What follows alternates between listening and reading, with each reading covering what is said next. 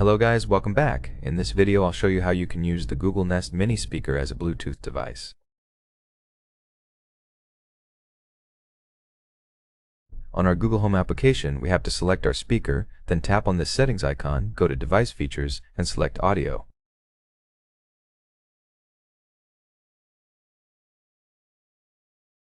Right now, click to pair Bluetooth devices, and we have to click to enable pairing mode.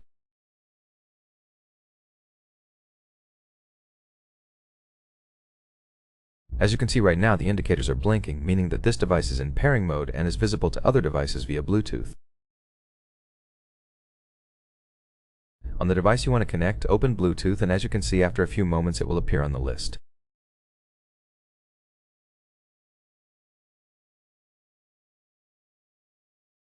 When you click on it, you will be able to pair it via Bluetooth, and right now you can hear this notification sound and also play any audio.